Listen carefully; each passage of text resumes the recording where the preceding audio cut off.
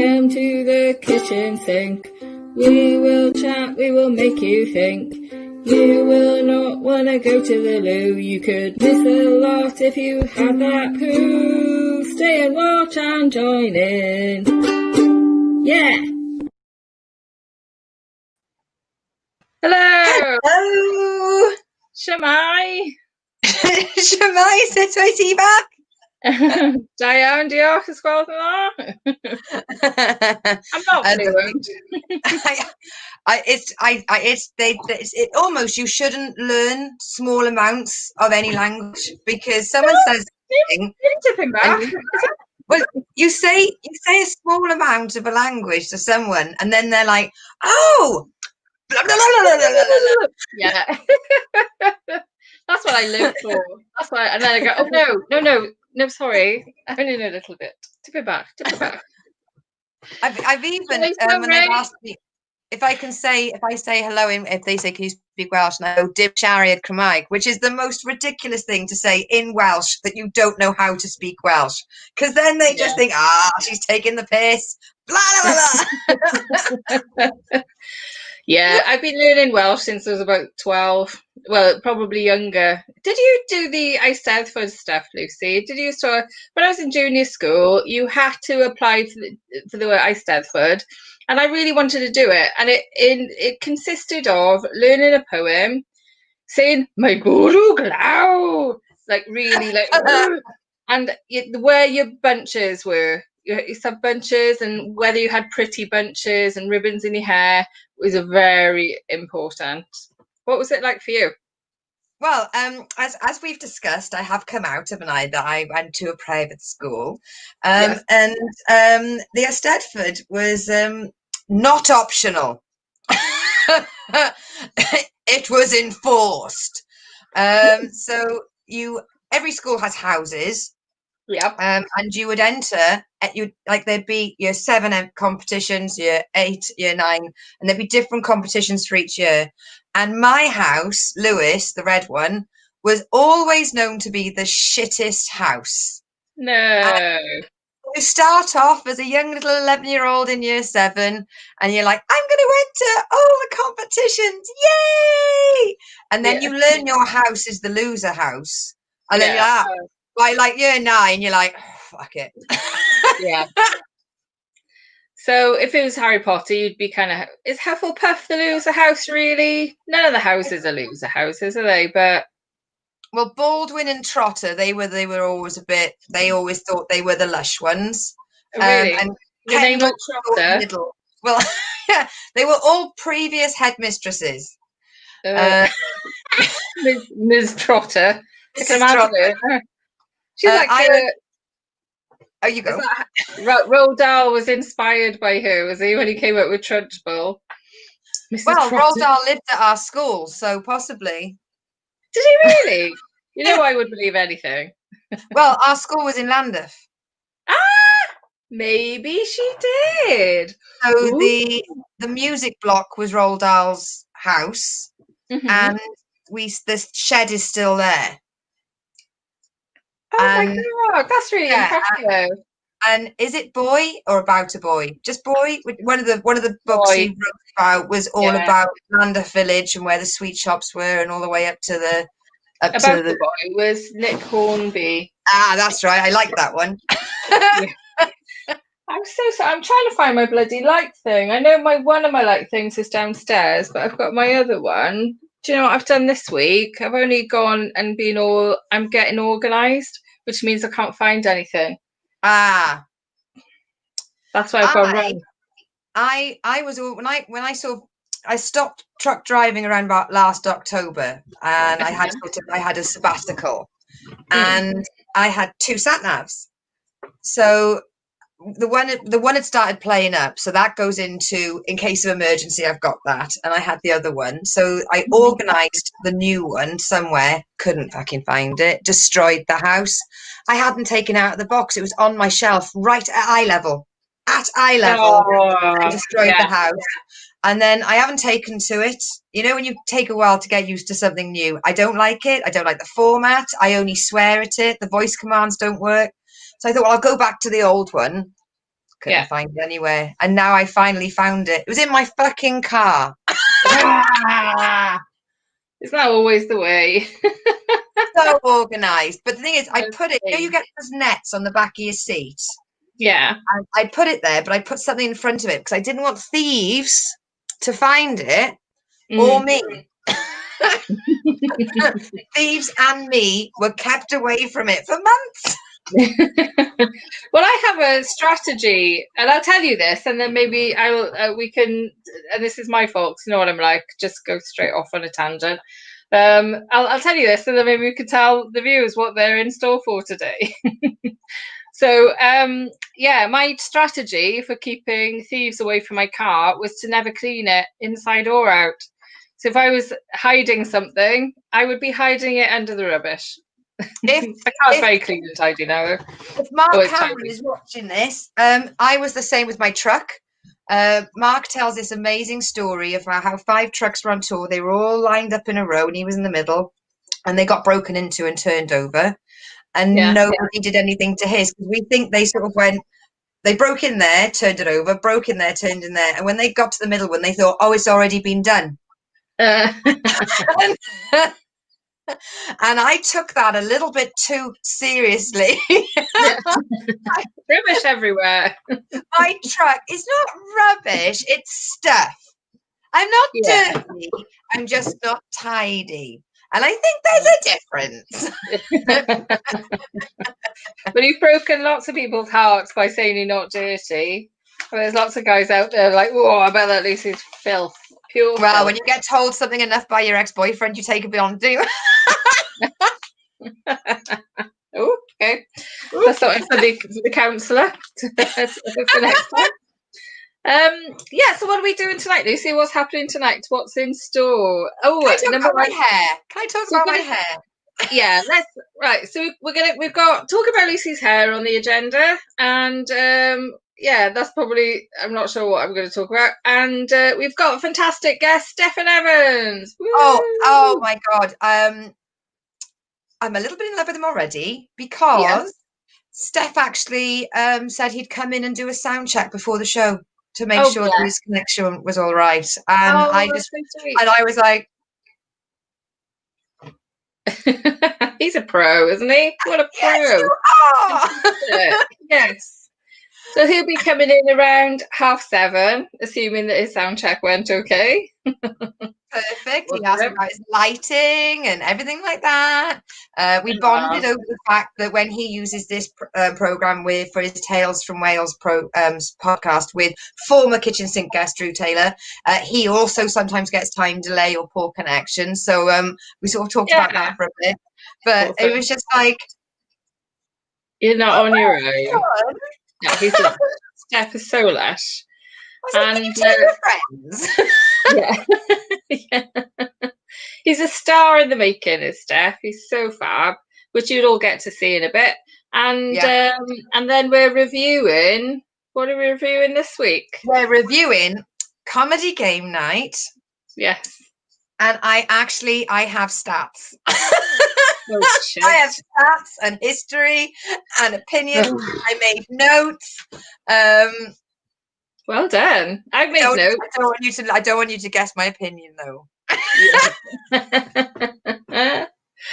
Okay, so that's what we have in store for you tonight. Yes, Hugh. Hugh was saying, loving your connection, Lucy, and you're not wrong there, Hugh. I didn't want to draw attention to it in case it brought the gremlins out, but Lucy, for those people listening on the podcast, she is as clear as crystal. I can hear her. There's only been one little delay. It was barely anything. So fingers crossed. Fingers crossed. I've also done massive research into the house on the internet. Is it on a burial ground? Is that what it is? I mean, the fact that every window, I mean, as you can see from the background of the kitchen, and like on every window is a Faraday cage window, because they did a lot of work in the early 1900s to make sure that future internet won't get in. Just pretend for a moment. I don't know what a Faraday window is. Oh, a Faraday cage is like a dog kennel, like the metal cage. Yeah. because of all the metal, it actually turns into like a massive resistance bubble, so you can't go Right. through it. So the scientist Oh. Faraday worked out that it sort of kept radio waves, or in or out. Yeah. Well, I never. A Faraday cage window. If you've got bad internet connection, you're probably not watching this. But if you're managing to watch this through your terrible internet connection, smash all your windows now, because that's what you need to do to get that Well, internet funnily in. enough, right tonight for the first night, Hmm. I've because I'm upstairs doing this. I went downstairs during that test card bit, and I've put YouTube on the big TV downstairs. So Right. hey to all the orchards downstairs watching. I'm on Oh. the ceiling if you're having a good time. And if they don't bang her the ceiling, they have turned over. She's Have you got the probably. remote with you? I know. Good luck turning over, Chris. Yeah. Yeah. Should do it. But It I should be went like on. Matt and Christine look a bit different tonight. Oh yes, now Curly, well done. Right, so what's happened there now, Lucy? What have we done I there? have finally run out because I went through a bulk buy phase in my life. Yes, And when I've been on the road, you sort of end up with a kit bag where you just keep buying brand new bottles of shampoo and conditioner. And it's taken me nearly a year to use all of their hair. So I'm not going to throw them out because no. I'm going to use them. So I'm finally at the end of all of their hair products that I now know aren't good for your hair. Oh So I my God, you knew it so wasn't good a year ago, and you still use them to save how much? 20 quid.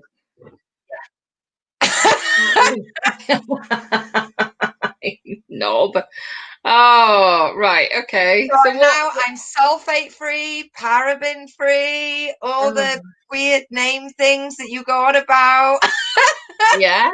Oh, lovely. I So bought what a products hydration have we got? mask, and the thing is, it just says use the hydration mask. It doesn't actually say whether or not to use shampoo, then conditioner, then the mask, or the mask, Right. then shampoo and conditioner. Not a clue. So I went with a gamble, did it first, probably then washed all the goodness out. Yeah. I don't know. I don't know how this stuff works. You could have messaged me. I would have told you. Well, I was in Wash the your hair bath. I don't use the phone in the bath. first. You wash your hair first. That gets rid of all the rubbish, all your top surface. Mine's desperate for a wash, but this morning I'm very sorry. I was redoing that stuff. You know what's that stuff that you put around your shower unit to keep the water in? Oh, sealant. Sealant. I was resealing my shower unit this morning, and you're not allowed to Hey, use it for 6 hours. you! I know. Hang on. Hello. You're doing DIY and I'm doing my hair. It's fucking I free know. ketchup. Body swap. We're gonna make a film out of it. It's gonna be the kitchen sink, the film. Yeah, I was just thinking when I saw your curly hair, I thought, oh, how we've changed. We got you in makeup, we got you curly hair. I'm doing DIY. Flipping heck. Uh, Oh, oh. it looks Right, very so nice, Lucy. listeners on the podcast, that's dual grown. Oh. It's because we've had a comment that says, "Hey friends, do you want to hear my best joke?" Tell you what, why don't you Is type it it in you? the comments and we'll decide if it's good enough to be broadcasted. If it's got anything to do with willies, we're probably not going to read it out. Hey Yeah. guys, Don't right, talk big too fan. soon, Lucy. Don't talk too soon. Oh yeah, no, Hey. that's a good joke. Sarah, do you want to take it? No. Okay, it's more my wheelhouse, isn't it? It is for your So we got a joke. No, it's a PG joke. So the joke was, I went to the zoo the other day, but because of COVID, there was only one animal. It was a Shih Tzu. Now, I love what you've done with that, but what you meant to do is, I went to the zoo the other day, and in every enclosure, it was just small dogs. Turns out it was a Shih Tzu. So that's the Hey. actual joke. Men love it when you explain, they make their jokes better back to them. They absolutely love it. Oh my That's their God, favourite thing. I think I just woman-splained. You did! Yay! High five! I can feel my niece taking over the Yeah. man spreading. Have you noticed Benjamin's surname? I'm very Sorry. sorry for your condition, Benjamin. I hope you get better soon. I hope there's some amendments you can make. For anybody watching this through Facebook, YouTube, is it your real name? Sarah, stop offending the viewers. We need the numbers. Sorry. Yeah, sorry. Thank you for the joke, Ben. I am in quite a playful mood tonight. I've had a really good day at work, but no, she doesn't mean it. She's just being playful. And thank you very much for getting involved in the chat, Ben. If you don't mind me shortening your name. So today, I got in a truck that wasn't the usual truck I use, and there's no cigarette lighter, so I couldn't charge my sat nav or my phone. And I like to listen to my Chris Miles when I get in the truck. It makes me a nicer person. But because of that, I had to listen to Radio 4 because it's the only radio station that I'll listen to other than Chris Miles. Right. And there was on The World at One, there was a section about wild swimming. And I thought about you the whole time. And it was a guy up in Scotland, and he was getting in the water at the time.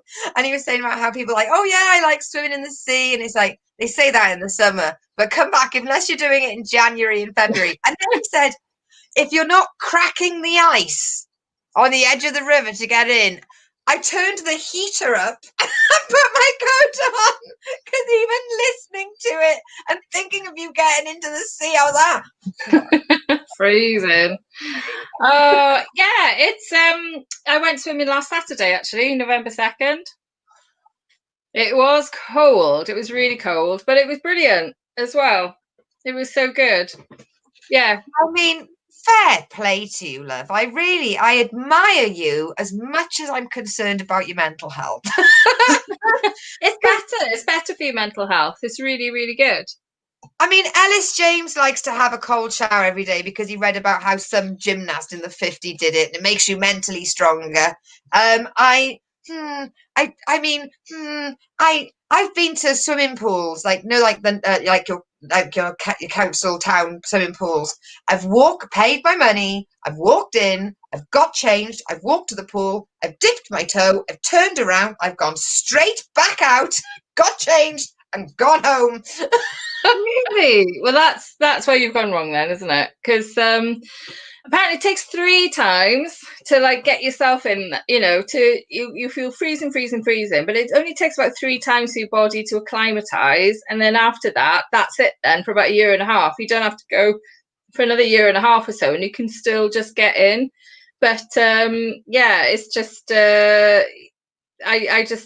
it takes time. I've got to say, it is cold and the sea is getting colder, but you just take your time to get in, and it is nobbling. And but coming out and then getting dressed. I mean, to be honest, on Saturday when I came out, I was numb. My skin, everything was numb. But then you just feel so amazing afterwards. I can't explain it. You're like, oh my God, I went swimming in the sea. It sounds crazy now I think about it, but when I come to visit you, I will roll up my jeans, dash trousers, whatever, and I will get to at least above knee, and I will cheer you on. But I don't. I don't know. I mean, I've got very poor blood pressure, and I feel the cold all the time. Like, I will have an electric blanket on in the summertime because I get into bed, I'll feel really cold. I think it's part of my circulation and all that stuff. But the idea of going into cold water, because I mean, I remember so many times I've been traveling in Europe and everyone's got in the sea, and I've gone up and gone, no. Yeah. I went traveling to the very, very south point of Spain with my friend, and she had psoriasis, and seawater is meant to be like an elixir, like magic voodoo. So we'd constantly be driving along, and I'd see the sea, and I'd just pull over. I'm like, get in the sea, and I'd say, Never seen. And if she was tired, she's like, I don't want to. And I'm like, the doctor said I wouldn't get it myself. I just make her. Oh. Get in the ocean orchard. Thank you, Colin. Colin Mayhew. It Yeah. is so invigorating. You just got to take your time and also overcome that mental toughness, I would say. It's a mental toughness thing. Just overcome it and get in the sea. Don't get in the bin, get in the sea. I just want to have a quick interrupt to say thank you everyone for tuning in. I know that we usually do this bit at the beginning, but thank you very much. This is the Kitchen Sink. I am Lucy Orchard. This is Sarah Bridgman, and we are obviously doing this for your entertainment every single week. We try and do our best. So if you can, go on jokepit.com and on the A to Z, type in the kitchen sink, and you will find a little donate button. The minimum donation is £3. If you can maybe just throw us £3, it's the same price as a cuppa. Especially if you go to like a services, like the motorway services, you're paying at least £3, even for a cup of tea. That doesn't even buy you a coffee. And then just support the tech fees. Yeah. But if you can't, what you have been doing is getting involved. So I want to say a big thank you to Hugh, Ray, and Benjamin for getting involved, and Colin on the chat, because everybody that comments and watches makes us feel like this really is what we want to make a brilliant show. And one day we're going to get a message saying, hello, I'm from Texas, or I'm from Nigeria. I'm a podcast listener. I like to sink and drive. Yes. Oh, God. That wasn't agreed in the production meeting. Why will that pun not pick up? if a pun could be funny on who loves it the most, I suppose it's got to be funny based on humour, isn't it? Yes. It's the plus point of humour, of comedy. I think that is an essential element of. Oh God, you know, I've got to say, I've had such a busy week, such a busy day. Anyway, sorry, you're so lively. No. I'm going to try and liven myself up.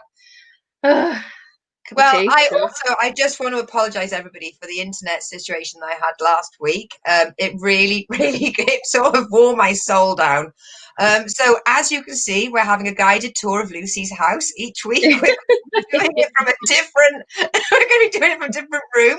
I'm thinking the mobile dongle literally taped to the window, and in this position, I think it's a winner.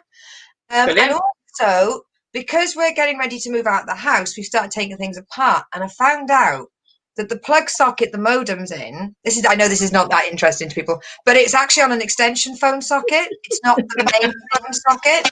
So I'm going to put, over the next couple of days, I'm going to put the modem next to the main. I've got things in plan. I mean, if you could get a strong internet, I hope, prayers, and dreams. I should have the clearest line. Yay! Well, it's working so far. Fingers crossed. It'll be when Steph comes in. That's when we'll know for sure. Yes. Yeah, for sure. So, is it too early to start mentioning Christmas? Not with me. So you were an early Christmas celebrator? Yes, because I'm not overly birthday-ish. I'm a big Christmas person. When is your birthday? May 12th. Oh, yeah. Oh, right. Okay. May the 12th. So you are a big Christmas person. It was 2 days before our first ever kitchen sink. Oh, I can't remember. I'm rubbish at remembering people's birthdays. It's bad, isn't it? The only reason I know is because every time I bring up my Pokemon Go, it says I started it on May the 14th. Yes. Oh, Pokemon Go. Are you still doing it? Yeah. Yeah. Yeah. You're on specialist groups now. I've taken it off my phone. I can't be asked. You're on specialist groups, forums, discussing all about. I noticed on Facebook, Lucy Orchard going, when the Grimwald busy bee, blah blah blah. All these different Pokemon names. I got invited to a Pokemon-based open mic night. Jesus effing Christ. And Sorry for the surprise, but whilst I was there in the room, I realised I thought it would be an open mic for people that like Pokemon. No. It was an open mic for Pokemon material. So I was like, well, I'll quickly write some things down. I did 7 minutes.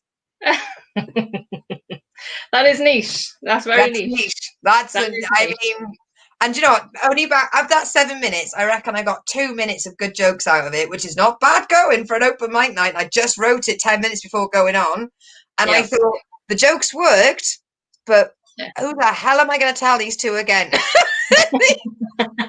Well, gigs like that, it's just an exercise in joke writing, isn't it? It's Yeah. just an exercise. So, Yeah.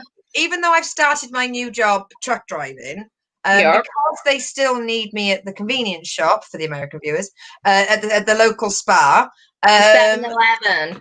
The 7-Eleven, I'm still doing Sundays. And this Sunday, I wore a Christmas jumper.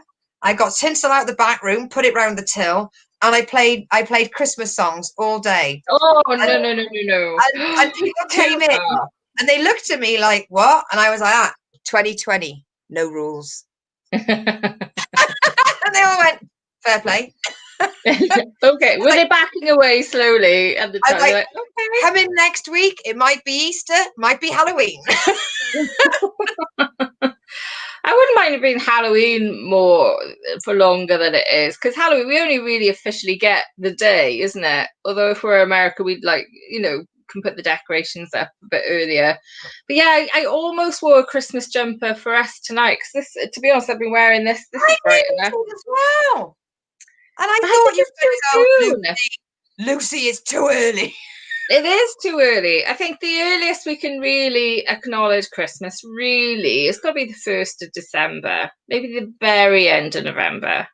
But any sooner than that, it's too long a run up to it. You get bored by the 25th and you want to, chuck everything out by the 27th. I want to enjoy the whole of Christmas week. When I was doing my night work, I'd come into the house and we didn't have a thermostat. So you'd have to come in. I'd leave the heating on all day so it was warm, or you come in and it was fucking freezing. Yeah. And a timer, sorry, on the thingy. So I'd come in and the house would be cold. And I made a decision, right, it's November. I'm going to leave the heat on all day and then off when I get in. And I'm going to put my tree up. So I'd come in, it'd be rainy, dark and cold outside. I'm wrestling with all my high-vis bloody clothing. And I'd press a button and there'd be twinkly fairy lights and a Christmas tree. And my soul was just like, oh, okay. We'll be all right. Maybe what we need is a holiday between November 5th and maybe December 20th or December 15th. Just a 1-month holiday to see us in between November 5th and Christmas. That's what we need. We could just put some sparkly ducks up and not call it Christmas. Well, I've kind of booked a mini holiday. Oh, where to? Because I can. So where I'm working, it's sort of quarry based and building sites based, and they shut down for Christmas. So I'm going to go and drive a truck with my mate around Europe during that because it's work. It's work. Yeah.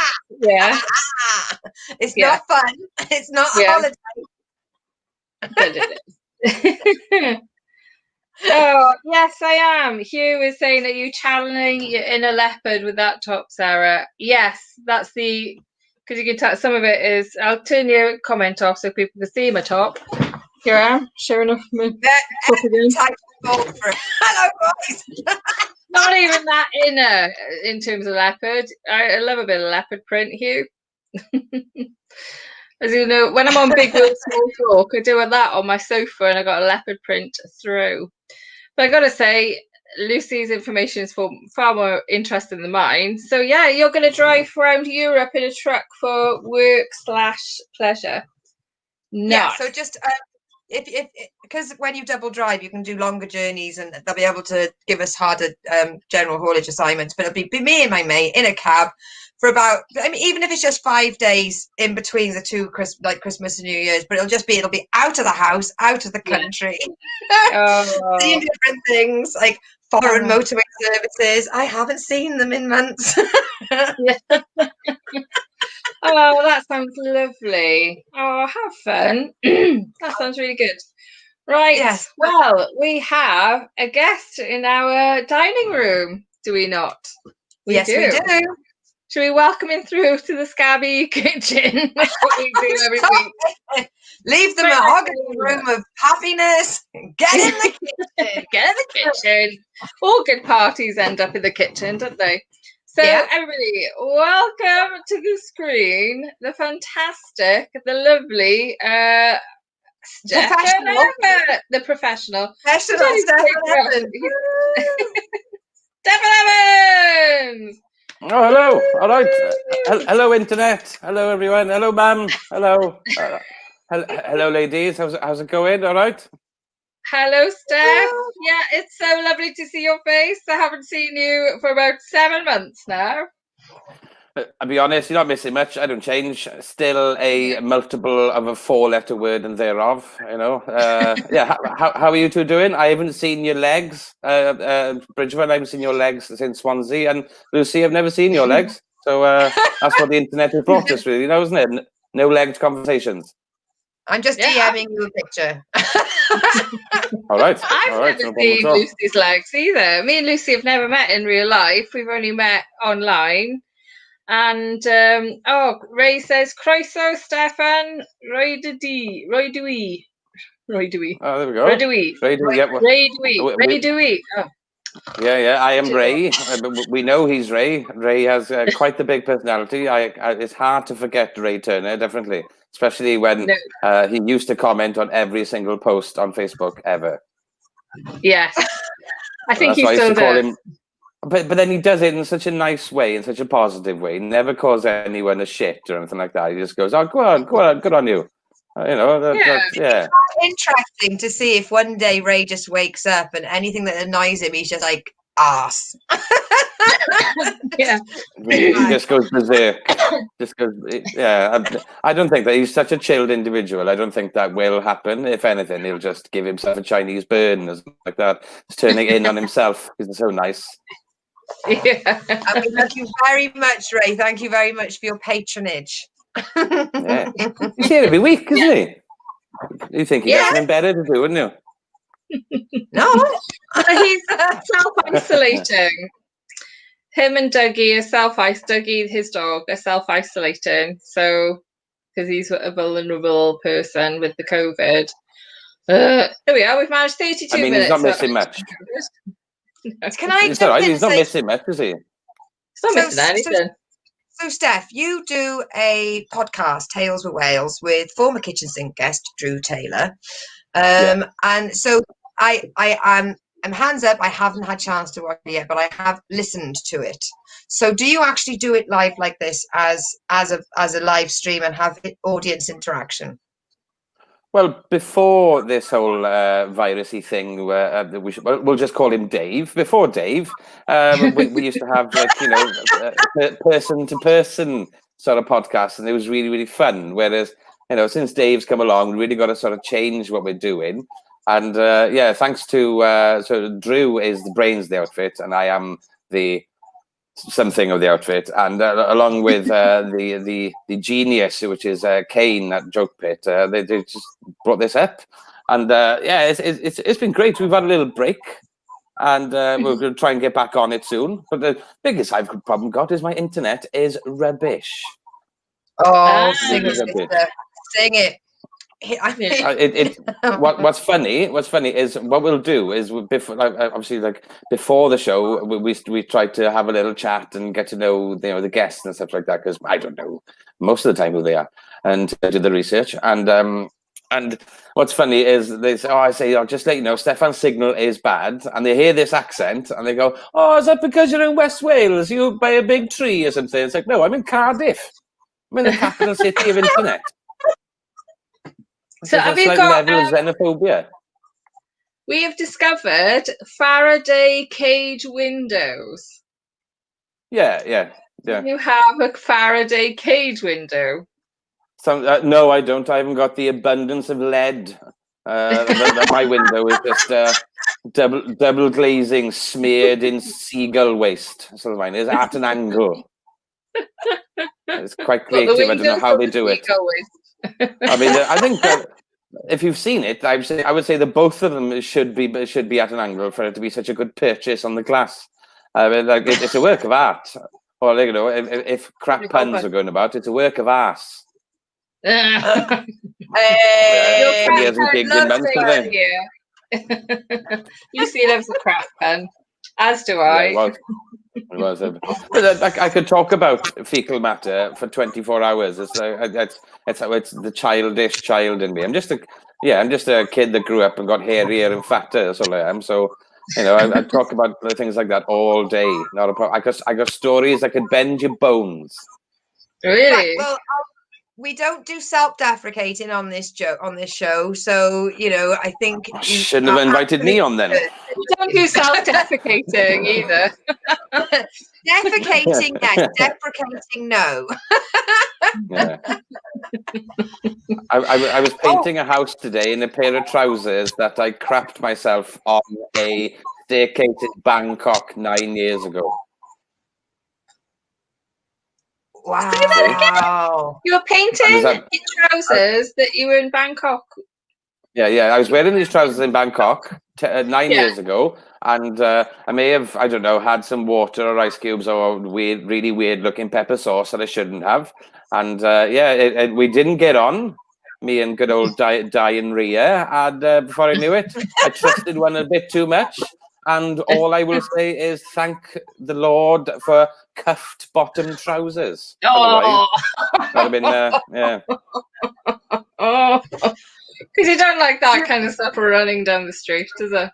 It's like a cup of soup with a sultana in it. It was horrible. You've just reminded me that I used to date a gentleman from Barry Island. I won't use his name. I'm over our house. I used to live in Caerphilly, and my parents cooked a meal, and it was the first time I'd eaten spinach. Didn't know anything of it. He went out with the boys later, and in the queue for Club Evo Bar, shit himself. Oh, That'd be quite funny because imagine if said accident had made a noise like, oh, they would have left him in. They would have left him in for free. This guy's ass speaks Welsh. This is true because I lived in Caerphilly until 2004. Always went drinking in Cardiff because that's where my school was. So Cardiff was our playground, but it was Orange Carrot, Philharmonic, Prince of Wales, maybe the Angels. Blah, blah. We had our set places, but we never ever went to Club Evo Bach. And I was always terrified because I stopped learning Welsh when I was 9. And I was terrified of the myth that you stand in the queue and you'd have to prove that you could speak Welsh. Was that true? Well, I've been in Cardiff since about 2002. And in that time, it's been a flat no. What I think years ago, I mean, you're talking possibly mid to late 90s, when you know it was fine to go out and say those sort of things. They did it, but as all my memories of the Welsh Club or Club Evo Bach is the place stinks like piss. You can get pop top Grolsch bottles, and you fall down the stairs every time you go there. Yeah, because you can do that in Welsh or English. It was metros or nothing for me. It was metros or nothing. Yeah. It was just get to metros. You'd there was a very, very thin shelf of brick along the side where you could sit, and just across the bar, and you'd think, oh, it's condensation that's dripping on me. No, it's the ladies' loo. And big jeans. Yeah, that's it. The whole building was like that. Yeah, the big jeans. But do you remember big baggy long jeans with the rips that pick up the puddles? They were in fashion. So you'd all stand outside the ladies, roll your jeans up to be able to walk into the ladies to have a piss, wade through the puddles. Oh, good times. Happy days. Those are the days. God, I was in my mid-30s the first time I went to Club Evo Bach because, of course, being from Swansea, our Club Evo Bach was Cinderella's. So down the end of the pier. But the first time I went, there was a band on. My friend's boyfriend was playing in a band at the time. And when I go and watch bands, we go and watch bands in Swansea, people dance and they danced about and they were quite lively. But this band, people, and they were a great band and everything. They were very good music, but people were just standing, nodding along to the music. I'm like, Cool. this is weird. I didn't know if it was a Cardiff thing or if it was just this particular band. It was so odd. I think that might be. I think it might be a Cardiff thing. I'm Yeah. not sure whether or not. I mean, I think, in my opinion, is if the further west you go from Cardiff, the more fun-loving and piss-headish people can be. So, so if I'm from West Wales, where you drink there when you're 8 years old because there's nothing else to do, right? So if you like, I remember going to Swansea when I was like 10. And I've never seen anything like it. Never. It was huge. I'd never seen two escalators right by each other before. And I remember, like, it was such a huge place. So I remember going to Swansea, then I moved to Cardiff. Then, and you think, oh, there's a huge jump like that. But I think people in Cardiff, they take themselves a little bit more seriously. Whereas the further west you go, the more shit-faced we tend to get. That's why I liked metros, because you'd mosh, you would actually dance. Everywhere you kind of went else, it was sort of like, I need to look really good and, primp and look at where the girls and the boys kind of thing. Whereas metros, heavy Metallica came on, just dust your elbows on, just dive in. Yeah. Headbutt your best mate. That's how you show love in metros, isn't it? I don't even know. I remember my mate. Right, so Metros is not far from David Morgan's, and I remember my friend danced. It was, I think, Metallica or Nirvana came on, and he went, "Yeah!" and he punched a girl in the face, and it was Metallica, and she looked at him like, "What are you doing?" And he went, "It's Metallica, love," and just carried on dancing. That's still a bit strong. That excuse is going to work once and once only, I think. Yeah. But fun fact, Metros is on Baker's Row in Cardiff, and Baker's Row, the Metros was called Baker's Row, and when my mother was a young lady, she went there because it was a coffee bar for mods. So through the evolution of time, it went from the mod hangout where the beautiful people stood in nice clothes to a shithole where you got punched to Metallica. Yeah, it's awful. To Metallica. I've never seen. Was it the smell of BO and wet, stinking, piss-soaked carpets have never been married together so well, especially when back then you had I'm showing my pub experience. You needed to have an entertainment license to open after 2 o'clock back in those days, and you had to supply food if you wanted to have an entertainment license. But what they used to do in metros is to give you a sweaty slice of toast as you came in, didn't they? So the place used to smell like piss and BO, and someone gives you a slice of toast just so you can drink until 2 a.m. Oh my God. Is that why it was called Sweatro? Sweatro. That's probably what's happening with some pubs now with COVID. They're like, we've got to provide a meal. Here's a pie. Here's a piece of toast and a beer. We provide meals. I was reading the different tiers, tier 1, tier 2, tier 3, and with tier 3, pubs had to shut unless they served substantial meals. Oh, the fuck's 2 a substantial meal? Like a beige buffet? Like what? You had to have like chips like that? Is it no you tapas. had to at least get a restaurant rating? No tapas. No. Fuck that. No chance of a finger buffet. No. No. If it's got Yorkshire pudding in it, it's not substantial. Ew, more than. I learned a new thing yesterday. You were thinking about finger buffet then, right? I was researching poetry slams, and if there's a poetry slam that uses sign language, it's called a finger fumbling. No. Nice. It is, yeah. I mean, really cool to watch, but at the same time, then the little child in me just went, just like back in school when the teacher says penis, you have to get your penis into the condom. And then, but nothing's changed. It's got hairier and fatter. Well, I remember in math, first year of maths of comprehensive school, I had a teacher that I was really scared of. I was always very scared when I was 11, and this teacher was talking about sets, as in SETS, and I just sat there like that the whole time because I thought he was talking about sex, as in SEX. I'm like, did he know? no, only I thought it. I think everyone else is like, yeah, sex, that makes sense. I'm like, why are we talking about sex in maths? I don't understand. So like the whole lesson before he wrote it on the board, and I'm like, oh, sex. My thought was always like, Sarah just looks like she needs to pay more attention. I'm like, I'm paying attention. I don't understand how it can look like. Yeah, that must have been like the weirdest design technology module ever. Yeah. Why is the tech teacher talking about shagging? Yeah. I don't know. I think his name was Mr. Crab as well. Shut up. Talk about shagging, his name's Crab. Yeah. That'd be quite funny.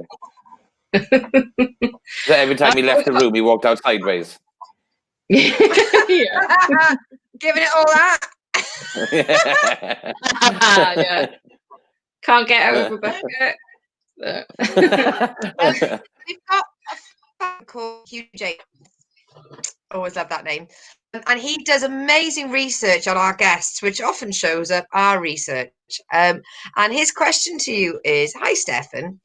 I know you love your food, and because I clicked on it, it was show. I know you love your food, but what was the food like when you were locked up in Vietnam? All right. Somebody's done a deep dive. That's a new word I've heard in the last few months. Yeah, I didn't have any food in Vietnam because we were too busy being detained at the airport under armed guard. It was a very, very... I did nothing wrong. Ironically, what would have happened, we were traveling and we'd spunked all our cash on booze in Thailand. And by the time we got to Vietnam, we had visas, but we didn't have the 30 quid between two of us to pay for the stamp on the passport. And then, so they were like, right, you can either go to local police station and be held in the cells there, or you can sleep in the security room here tonight, and then we speak to the British Embassy and possibly fly you back to Bangkok in the morning. Now, I was shitting myself because I've seen all those banged up abroad shit things. And what happened in the end, they went through our bags. They found in my bag a knife and a pair of scissors. And the man asked me, do you have nai? And I didn't know they don't use these out in Vietnam. The most ironic thing ever. The place is called Vietnam. And I didn't know what he's talking about. I wasn't sure if he was saying, is this guy sort of trying to play me or something like that? I said, no, have it, keep it, no problem, have it, it's lovely. I got it from Millets, $3.99, opened a tin and opened a bag of flour once, so take it. And then what we did was we slept in the security room overnight. I went to the toilet to have a Saintly #1, and I saw a rat bigger than my childhood Jack Russell. A friend of mine needed to pass a bowel movement, and he was too scared to go in there because the rat was probably bigger than his shit.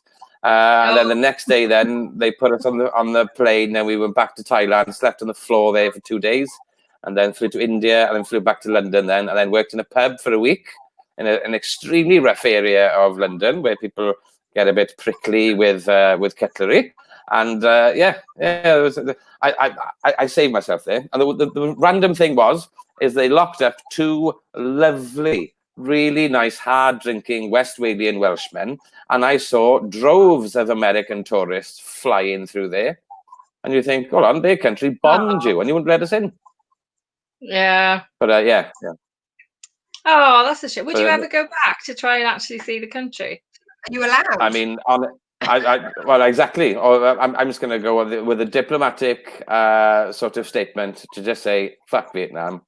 And to be totally honest with you, I think if they would have let us in, I would have been dead possibly 2 or 3 weeks after, because we were going to go from Vietnam to Laos. And in Laos, you can do this thing called river tubing.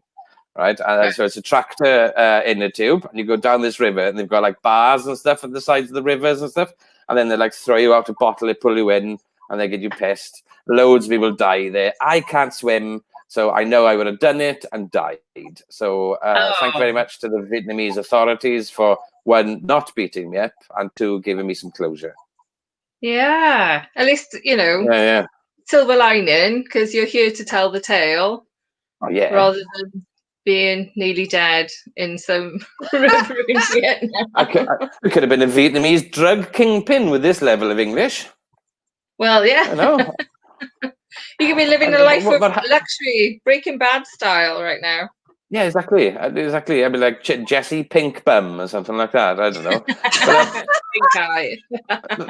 But that's not the only. Like, I remember I had another sort of weird moment with a flight as well. I was out. I used to work for Nando's. Maybe they're overpriced peri. Yeah. I worked for them for 4 or 5 years. I was like deputy manager in loads of different sites and stuff like that. And they sacked me for theft.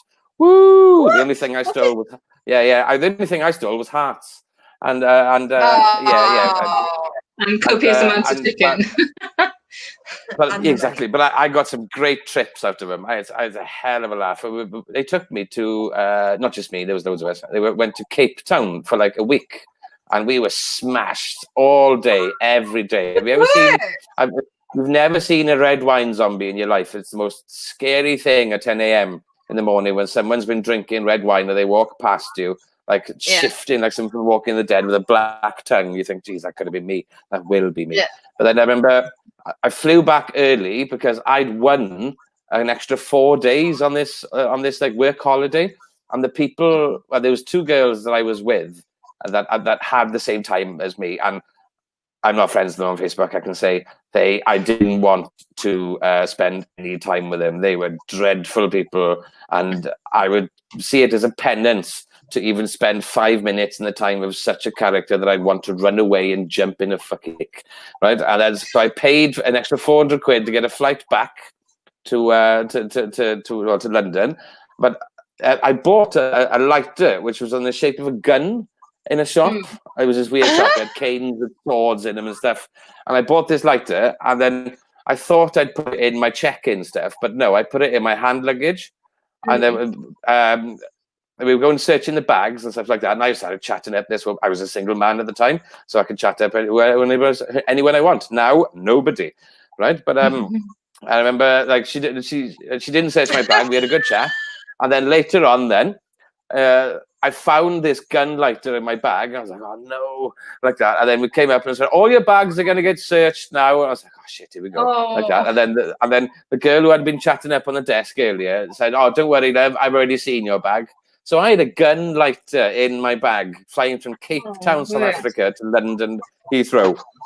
Oh my word. Didn't get caught. Didn't shoot anyone because it was a lighter. Well, lucky you were chatting that woman up there. I think that this I've been blessed with average looking looks, but the mind of a sewer and the mouth of a poet. So I think I'm okay there. So you're going to get into poetry? Is that why you were researching the jams? No, not at all. I was just doing.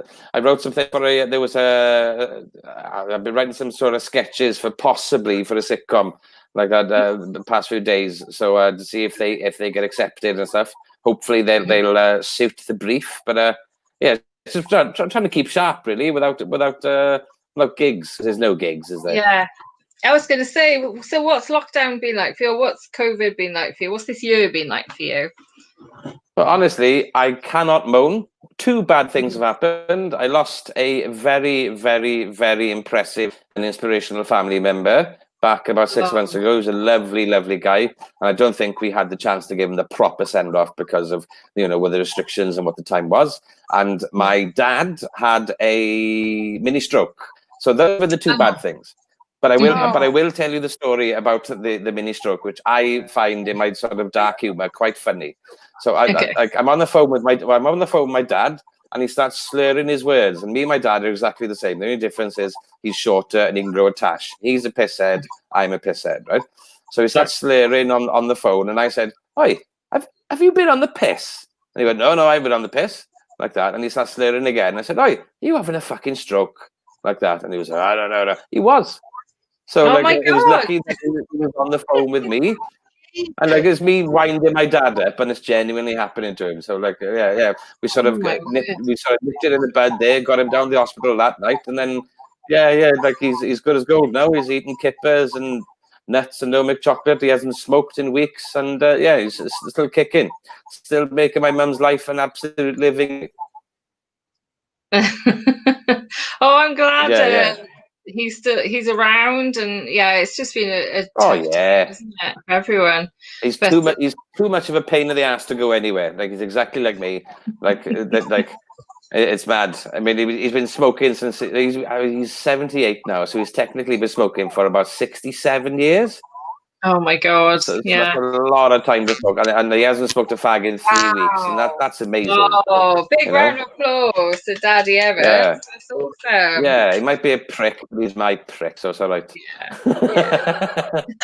But yeah, but as far as the COVID Yeah. stuff goes, I mean, Mhm. I think that people are in much worse situations than me. I don't have any grounds to moan. I've got a house here. Like I'm cooking every day, and batch cooking stuff like that. Social distancing, picking up any money I can. I paint houses. I work in a cafe, and I used to be a comedian. So people are in much worse Oh, situations than me. So to those people, I say, fucking good on, pal. I'll have a little yeah. sip to that. Yeah. Oh, some of my tea. Cheers, everyone. Yeah, yeah. And I'm not too precious in the sort of way, I wasn't a full-time comedian before. I think that I did a professional job at a semi-pro sort of, if you know what I mean. So Yeah. I always had something to fall back on. So I always work in a cafe. Mate of mine always had painting jobs and stuff. So I can't moan too much that there aren't gigs about. So, because there are people Yeah. in much worse situations than me. Well, the gigs I did for you were just always they were so much fun. Especially that one, it's in Llandaff. I walked Oh, past yeah, yeah. I walked past the cafe the other day because we're finally allowed out on Monday, and I'm like, right. So I went up to Cardiff, and I can't remember the name of the place, but it's still closed. And I was telling my friend Yeah. about that gig we did there, Was it and Fandangos? Fandangos. That's It was it. a fantastic little cafe, that was. Hang on, So I, good. in I London. work day by day in Llandaff, Cardiff, yeah. in Llandaff, in Is that? Cardiff. Yeah, Yeah, I know that. I know that. That's where my school is. yeah. So Oh, so you know the Bay Leaf Curry House. It's the only one. right, is it far from K2? From where? Well, K2. It's all like the you've got Matterhorn, one. You got one main the street in Black Lion, and the Llandaff. Butcher's Arm. Yeah. Well, it's in between them two. Okay. Right, okay. I thought you Yeah. were further up the high street. No, I was like, I've never heard of Fandangos being there. That sounds like such an amazing, exciting existence. I was like, that is not the land if I remember. Fandangos. But the funny thing was about that, the man, it was a very interesting place to work because the man who opened that was a builder by trade, and he brought his mate on who was a builder by trade as well to work front of house in a coffee shop, deli, and sort of weird fruit and veg thing. The woman who cooked in the kitchen was an ex-drama teacher who had a fantastic flair for flavour of food. Now, if you try and get food out quick, it didn't work. But as long as you were willing to wait for that food, less food you could eat. But the funny thing also was I was the most qualified person in that cafe. I worked with an ex-drama teacher and 2 ex-builders. And yeah, it was such fun, such fun. Gigging Yeah. next to a giant lake. Yeah. It was so good. The one that I did, there was a woman there who was just talking all the way through. She was mental, wasn't Oh she? yeah. She was nuttier than squirrel shit. That woman. She used to be a what was it, floor manager for BBC. So there's no fucking telling them to that up, is there? No, absolutely not. Even No. 30 years after the job. Yeah. Yeah, Yeah. it was good fun. Yeah, it was really good fun. And the one, do you think it would come back when the pubs and stuff are allowed to open? The one in, what was that one on the thingy? My brain's gone. The last one I did for you just before lockdown. I think it was this Tiny time. Rebel in the the Urban Tap House, Tiny Rebel. Yeah. No, it was Yeah, February we did it, 'cause I did it with Nathan that's Webb, it. and he was dressed That's up in a it. hazmat suit. Yeah. He was, yeah. And he did one joke in a hazmat suit, and the rest of it Yeah. was a normal routine that had no sort of importance on what he was wearing at all. It was the most glorious thing I've seen. And he was so excited about it. He's like, oh, look, Seb, I got my suit, see? I got my joke. I'm like, okay, enjoy. He's, He was I don't know if boiling I by the should time do he it. came off. It was good, though. It looked really good. He's like, I don't know if I should do it. I'm like, oh, go for it, Nathan. It'll be fine. He should Last definitely gig do it. I did, which was March 23rd, the MC came on in a hazmat suit. Yeah. I'd like to see if there was an international, like a doo-doo. This is the 1 week we can get away with wearing a hazmat suit, but don't refer to it. Yeah. Be funny, but don't swear the audience. Is there a gender neutral version of a hazmat suit? Could it be like, Yeah, it's does called it a have to be hazmat Mac? suit. Yeah. I mean, that's a fucking road we don't want to go down, is it? But yeah, so it's not called a Go for it, hazmat suit, is it? So no, that's right. Yeah, we're- I thought it was because you had a tiny carpet inside all the suits, like it has a mat in there. hazmat. Hazmat suit. That's how you Yeah. dig out of a hole, kids. Hey! That's nice. I Yeah, this is genuinely good, isn't it? remember that last. I remember that last gig where it was sort of like people were talking about this thing coming in, this dangerous pandemic, but it was still like the stuff of myths and legends. It was sort of like you open the newspaper and it was sort of like, Star Wars is true. Look in the wardrobe, there is a Narnia.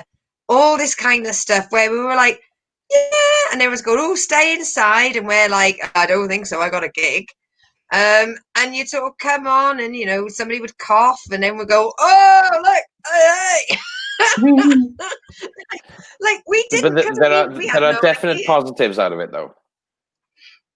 Have you heard of corona minesweeping? No. So this is something I've invented. So if you're going to go to the pub with 3 other friends, right, and you're a little bit like short on cash, you wait for them to get the first round in, and every single time they look away, you take a sip of their pint, and that means they can't drink their pint anymore. So before you know it, you had 1 pint. Now you've got 4. So it's like, you sort of you germ it up. So before you know it, you're hammered and everybody has to skin.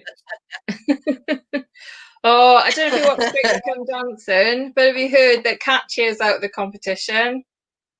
Katya and Nicola are out because Katya's got COVID. Okay. She's asymptomatic. Oh, really? Right. Just to translate to our international podcast listeners, because we are quite a big thing globally. We have a show called Strictly Come Dancing. Similar. We have people in Houston and 3 in Houston, 1 in Nigeria.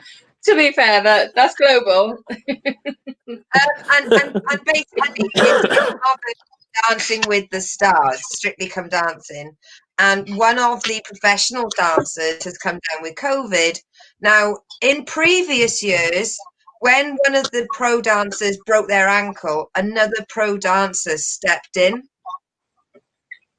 So it looks as though they didn't have any backups, like also isolating for this case. So it was a case of if you get COVID, you're out. And there's no nothing. It's over by next week. If one of them's got COVID, the rest of them will go down. But like, well, I was Strictly Come Dancing for this year. You've had 5 episodes. Enjoy. Because they must. I'm not a massive. I wasn't a massive fan of the girl that's got COVID. So I was pleased. But I really love Nicola Adams. And I was like, No.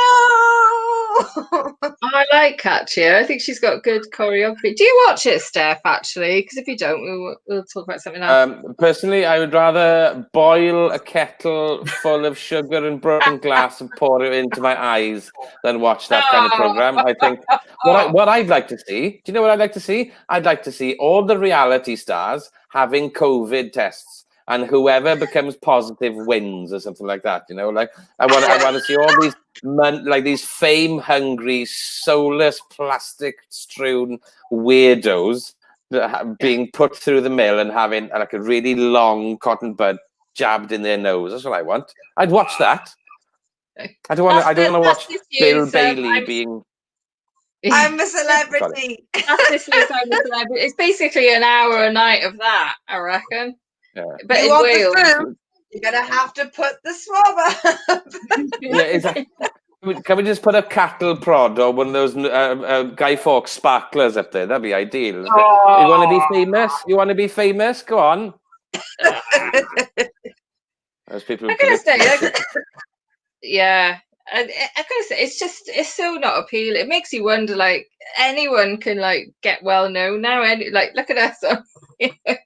We're on here, just for having just to have a laugh, really, instead of a chat and stuff. It's not about like getting famous or anything, but I just wonder where we're all, like Andy Warhol was saying, we all get our 15 minutes of fame. Just wonder, well, where are we? If this is what the last 50 years has taken us from the invention of the television, where are we going to be in the next 50 years? Feel free to call me all right, Grandma, but No, you're right. The sheer fact that Gemma Collins has got a series about her life is telling us that something somewhere is going very wrong. Yes. Yeah. There's no rhyme nor reason to it, is there? When you see some of the stuff on TV, you're like, well, why am I trying to think of ideas and stuff when literally some knobhead can just go, oh, and I said that, and at this pretty much the same time, Nathan Webb goes, go on, guys. Hi, Nathan. Yeah. Well, you're right then. Yeah. But what's the talent? What's the like Made in Chelsea is just posh twats cheating on each other to get an episode. That's what it is. Oh, but I really love her. I really love her. Yeah, but you shagged their best mate. Oh, but I really love her. Yeah. I've never seen Made in Chelsea, but if they are that well to do, their parents would not allow them to do that show. Yeah. If they were proper old money, there is no way their parents would allow them to do that show. They must be all just a bunch of new money hoorahs.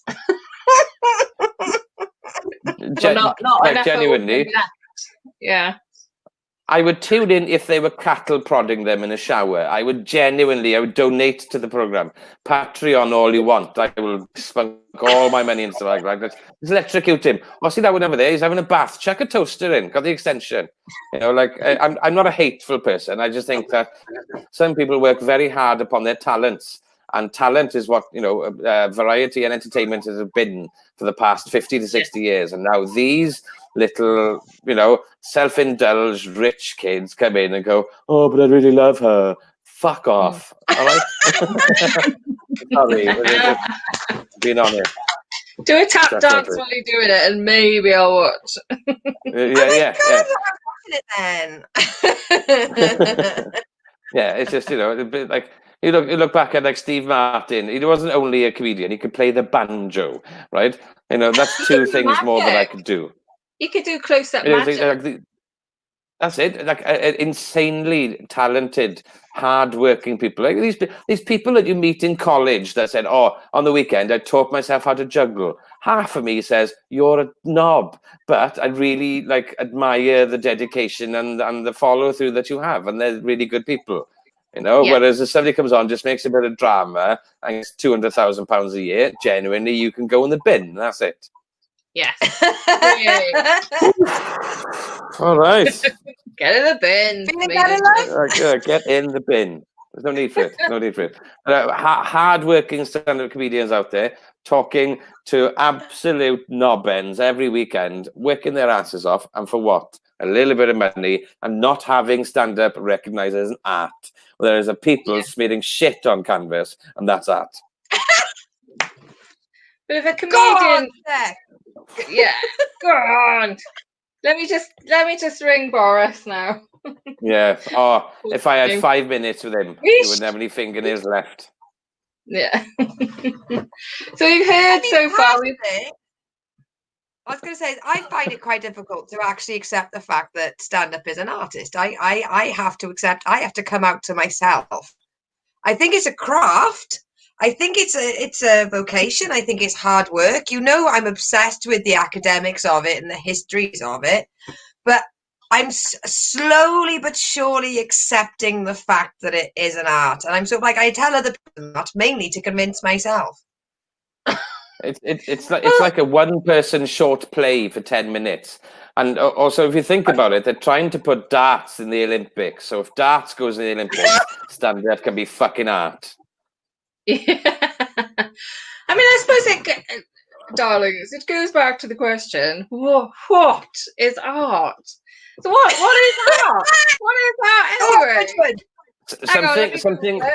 I think art is something which is individually created and you can make some money off.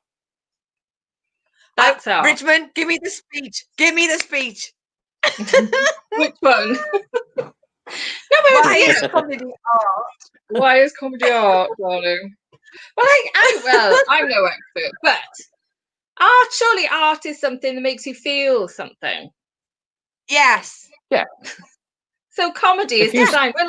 We're like prostitutes, but for the funny bone. We're prostitutes in terms of, we're comedians are manually manipulating, generating laughter that wasn't there before, that doesn't come naturally. We are prostitutes for funny. That's what comedians do, isn't it? Really? It's a bit weird. And usually it lasts about 10 minutes. So, people will go into a room and go, right, make me laugh, make me feel something that I can't get anywhere else. So rather than normally, so in short, they should legalize sex, basically. If they're going to have comedy clubs, they should legalize sex. Do you know what they should do also? Do you know? Yes. You know what they should have done? I mean, it's hindsight now. Do you know what they should have done back in March? Right? They should have made cannabis mandatory. That lockdown would have been like 5 fucking seconds if we were all stoned, wouldn't it? Yeah. Although, cannabis, everyone gets affects people in different ways. Mandatory. You got to do it. It's like wearing a mask. You've got to get slightly wrecked and eat 27 packets of crisps after 11:15 at night. Can I choose to get wrecked by booze rather than weed? If you want a hangover, yes. That's all right. Then. 2020, no rules. Not only can you get drunk and have a hangover, put your Christmas tree up whilst you're doing it. Yeah. Me and my friend were talking about this the other day. Imagine that the surprise vaccine to COVID-19 was spice. Oh, imagine that. All of us, everyone just bent over in the pause position, twitching like a bunch of weirdos. Such a bad drug that. It's a pain in the ass as well. Me and some friends, we stopped from going to a comedy night. We were going to watch something, and this guy, bless him, he was falling over in the street, couldn't move. And I'm really green about drugs anyway, so I was like, "Oh my god, has he had a stroke? Has he had a heart attack?" We called an ambulance, and he came round, and he was like, "Oh, I'm all right. And we're like, "No, you're not. We've called an ambulance." Like, "Oh, tell him I'm all right, my love." Then he tried pedaling off on his bike, fell over twice again. We're like, "No, stay till the ambulance gets here." We were waiting so long for that. We went 10 minutes and the ambulance didn't come. So he's like, "Oh no, love, I'm all right now. I'm going." And we were like, "Oh yeah, go on then." We're going to come back and cancel it. Bizarre. And now afterwards, I went, he was probably on spice. That was definitely. I mean, well, it's got to be. How else are you going to keep warm in Swansea? Jesus Christ! It was in Cardiff, but it was very cold. This was about 2 years ago now. Yeah, fair enough. Well, I was going to keep warm. What are you going to do in Cardiff? You're going to troll the posh areas and try and sleep in a hunter welly that somebody's left outside. Yeah. That's one I good live in thing. quite a posh area. It's quite funny. Sorry. And like most of the year round, my neighbour leaves Berghaus walking shoes outside the house. That's how much of a nice area I live in. Oh my God. No one steals them. Is that because they're Berghaus walking shoes? Don't know. They look very expensive. I've been tempted to piss in one once. Berghaus are the best. No. But you said Berghaus. I thought Crocs for some reason. You said Berghaus. I thought burgers. Burger shoes outside my house. Why isn't anyone stealing them? If you're really posh, then you have wooden poles to put your wellies and boots on upside down. Yes. I've seen them. I've seen them. It's an absolute pointless expense. Because then you can have them upside down. When it rains, the water doesn't go in the shoe or the welly. Yeah, for little Monty and Binky to go down the park and look at a squirrel. Joe, I used to be a nanny. I called it au pair because I did bugger all in London when I was 19 to two kids called Lexi and Bella, darling, and they'd be about, how old am I now? 47. They'd be about 40 odd now. Those kids, pain in the arse, the pair of them. Well, actually, Lexi was all right. Bella was a pain in the ass. I bet you they're right pricks now, aren't they? They were right pricks then, to be fair. They were posh pricks, proper posh pricks. Their father was a partner in a bank. Partner in a bank. Can you imagine how much money? And they lived in Ladbroke Grove, and they had about 7 floors, and the nursery was on the 7th floor, and I was in the basement, and I had to. The alarm went off at 5 to 7. At 7 a.m., I had to run up all the stairs. Anyway.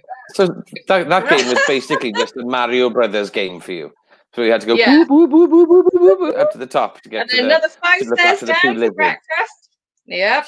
And she didn't. The woman who was their mother. The mother didn't like that. I taught the little boy one.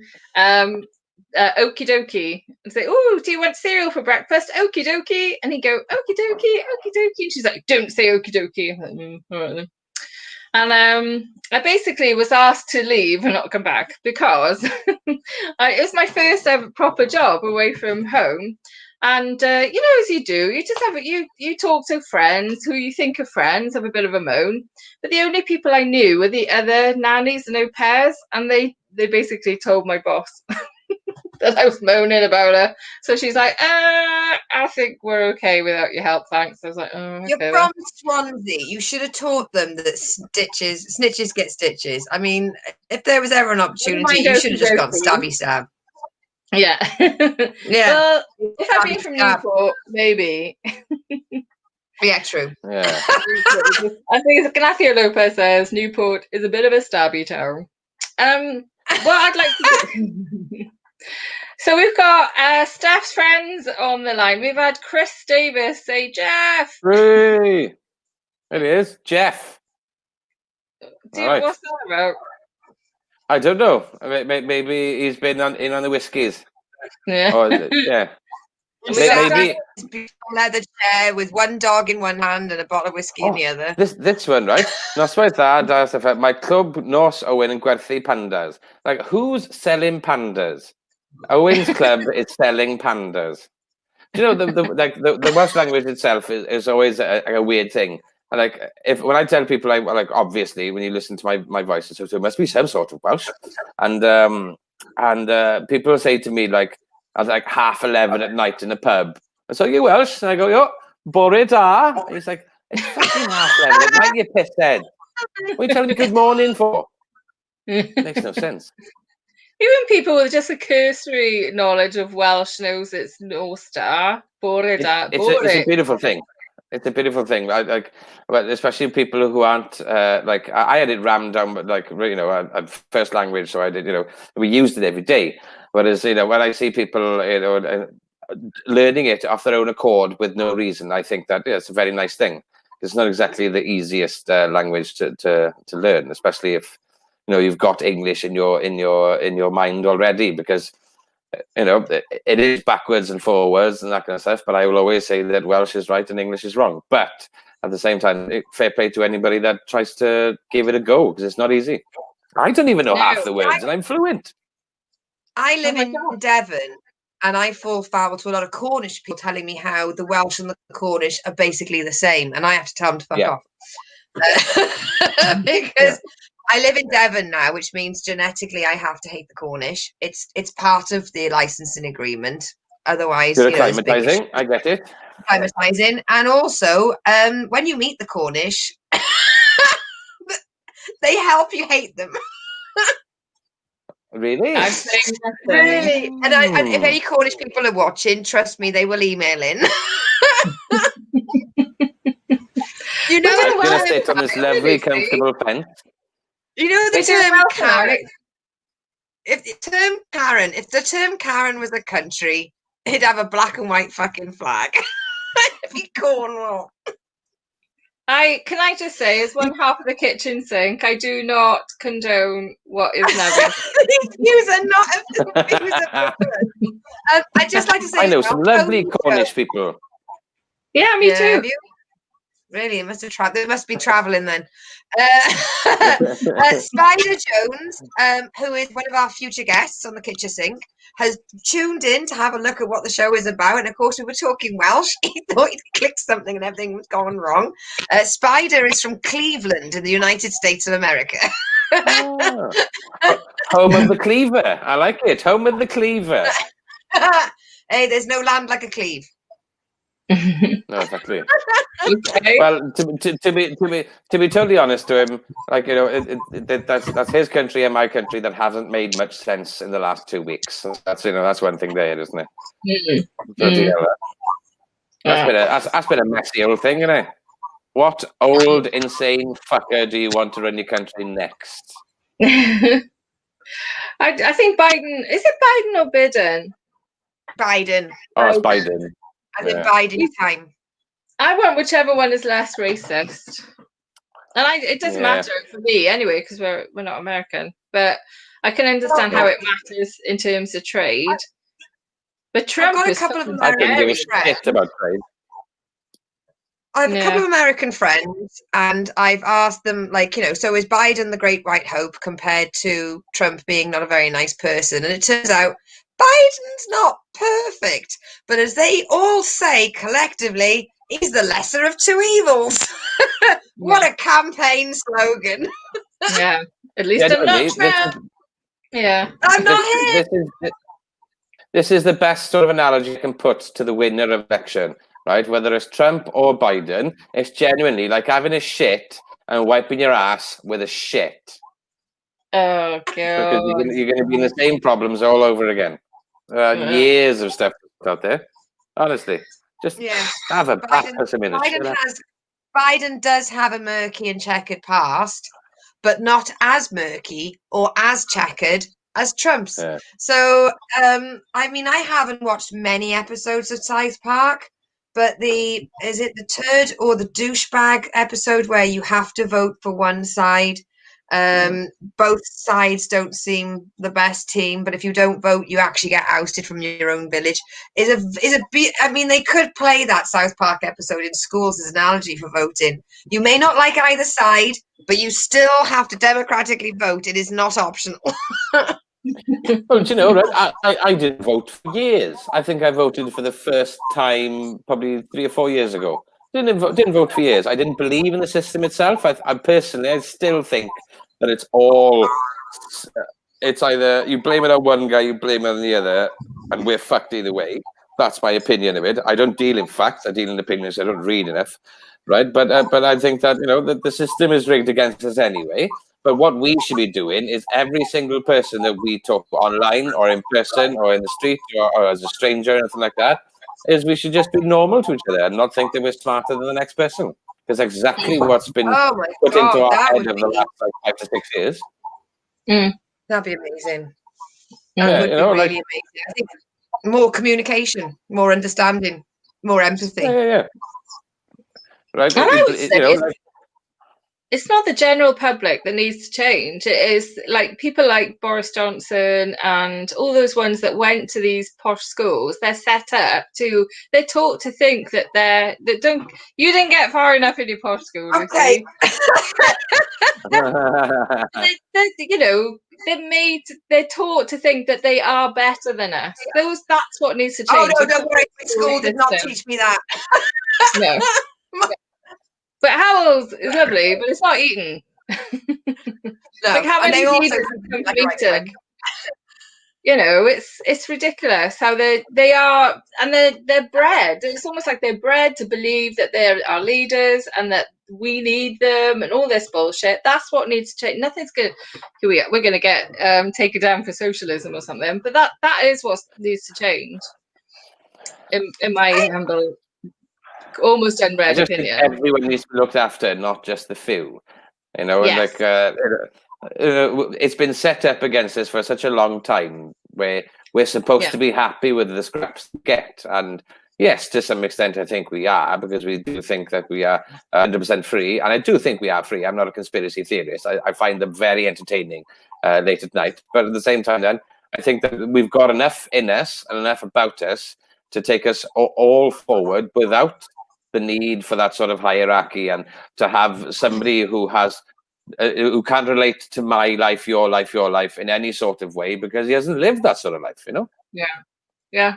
I mean, I have to say though, through all the different jobs I've done truck driving, teaching, festival work. I've worked in quite sort of posh Tory environments. I've lived in very socialist towns. I've lived in hippie communes where you have a nag shamper sort of chakra alignment bloody meeting every night. And one thing I've noticed is when it comes to politics, people feel they are entitled to be nasty about the opposition in a way that really undermines human nature. And I sometimes feel the more left or open-minded you are, the more vociferous you can be in a bilious attack. It really is a case of, if you don't fucking agree with me, you're a massive cock. And I'm using words that could be replaced with much harsher ones. And I have a very mixed bag of people on my Facebook stream. And I've noticed the ones that are like, defriend me, you're a pedo C word, you know, if you voted Tory and all this stuff. And honestly, I see every colour of the spectrum politically, because I have had so many different jobs and lived in so many different areas. And I just think maybe if the other person doesn't agree with you, you could have a chat with them and not just maybe throw an insult and call them a C word. I think you shouldn't be turned against each other. We all shit brown and we bleed red and we piss yellow after a few pints. So we should all be in the same boat. None of us are better than each other. And the people who are putting us against each other, we should turn against them. You know, definitely. Why not? I'm not saying you should burn fucking Parliament down, because it's never going to work. But at the same time, then imagine if the next election was the way you used to vote is the same way people on X Factor vote. So you don't have to go to the polling station. You don't have to register yourself. It's just a telethon. Yeah. And then you put Jeremy Corbyn in a nice pair of Adidas trainers and a gold hat from Honey G as someone on his head. And you got Boris Johnson then, it looks like he's been pulled out of a cow's ass sideways, an albino little fat moomin weirdo that he is. And then what you do is you put him next to each other and you get your Sandras, your Karens, all the sort of, you know, like the people that, you know, the plumbers, you know, the roofers and that kind of stuff, the ones that are, you know, that have a voice and, you know, have lived through all this shit like that. Get them to vote over their phone and see what it's going to be like then. Yeah, yeah, massively. But then Gemma Collins could win. In that kind of a scenario, Gemma Collins being the next PM, and I don't know if it would be a bad thing, to be honest. I would be. I don't know the reason why that could not be the best representation. Right, one at a time. You both talked over each other. Steph, what did you say? Sorry. All I was saying is, if Gemma Collins was Prime Minister, then I would be her Lee Harvey Oswald to her JFK. I would shoot her with an air gun. But she's never going to get to know who I am, because nobody's going to get to know who I am. All right. Sorry, Lucy. What did you say? I was just saying that if Gemma Collins did make it to the House, right, she'd have a little bit more sensibility, yeah? She'd think about what she was saying. She would plan her, what's it called, manifesto, and she would possibly do what she can to do what you need her to do, yeah? I fucking love her voice. She drives me up the fucking wall. I love her voice. As she's saying that, I myself am paddling to France in a boat like this, going, fuck this. Jesus Christ. It's going to be like mandatory sort of like fake tans. You'd have to walk through a tan in bed to get into a library or something. I wouldn't be mad about it, to be fair. I've never had a sunbed. Never had a sunbed. Well, I mean, look at the three of us Welsh people. We couldn't be whiter than white. Could you imagine the three of us putting on foundation that had tan in it, like Saint-Tropez colour tan? We'd look at like Wales create ghost people. Yeah. Well, like, tonight, if I had a tan, I would look like a young Homer Simpson if I had like any more of a tan than I've got now. I've got the hair and everything. Before we finish up, I just want to rewind us to remember earlier when I said, what is art? Nathan Webb has done a little jokey. He said, that was Hadaway's lesser known second hit, What is Art? Baby Don't Take Me.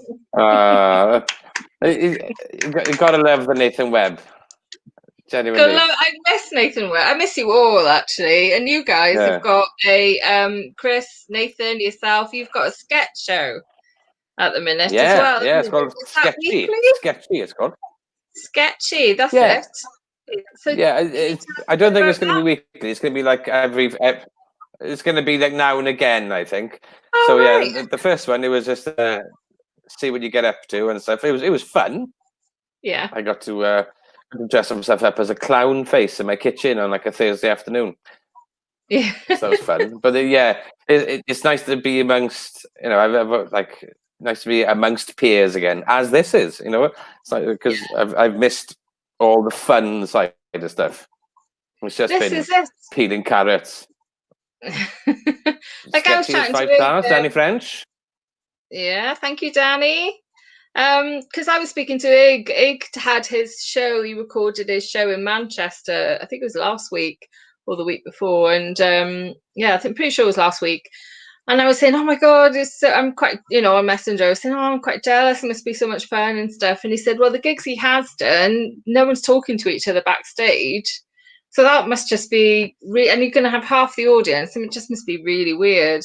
Because that's a lot of the fun, isn't it? It's where you're meeting people and having a good chat. And it's so much. There's nothing quite like going to a gig and you're like, brilliant. People that you like are there and the fun are there. And even if there are people there that you're like, oh no, not that one. It's going to be news. It's going to be gossip or a good bit of a chat.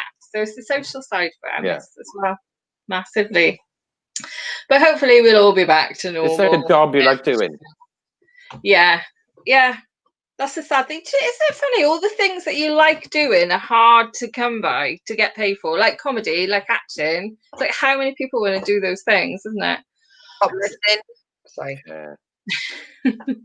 Right, Steph, you've been so generous with your time. We've done just about an hour, just over. Thank you for having me.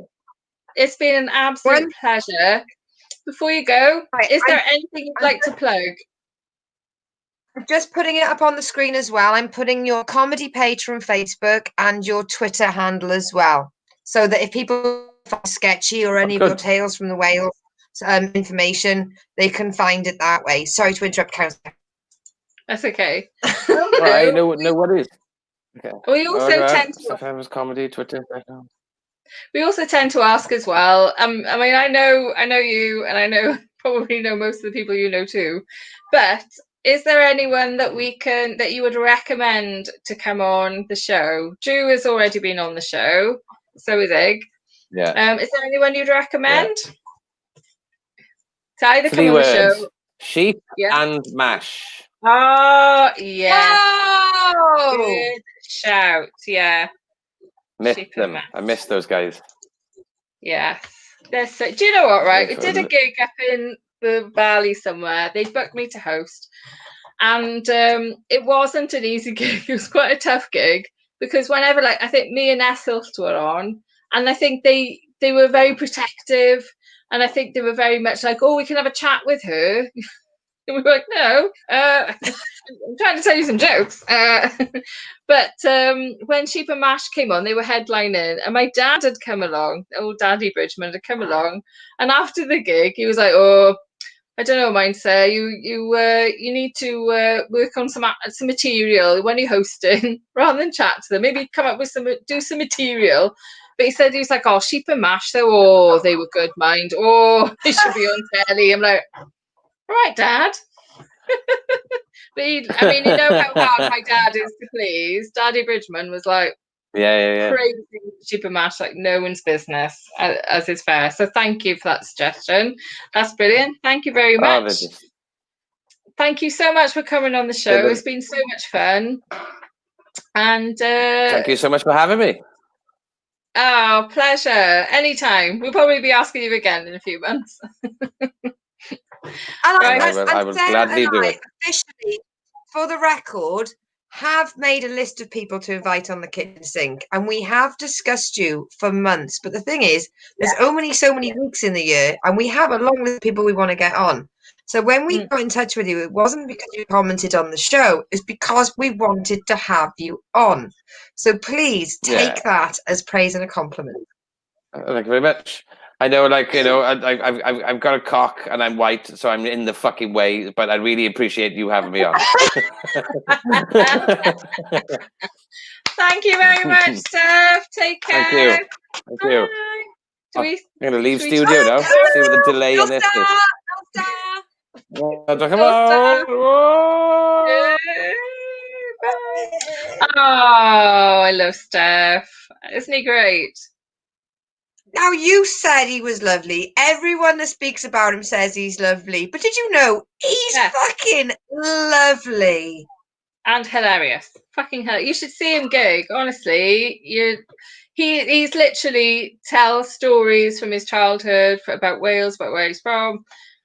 Very funny. So much fun. He's great. So check him out when we're back to whatever normal is. Check Steph out. He's great. And check out whatever the fuck normal is. Yeah. Check out Tales and Wales and all the rest of it. He is awesome. Well, I don't think it'll be long till Tales from Wales invites us on. Stop being passive aggressive, Lucy. If they want, they can ask. And if they don't want, that's also absolutely fine. So, what's next? The review section, and I don't mean to have this voice. So excited. Okay, so reviewing Comedy Game Night. Yes.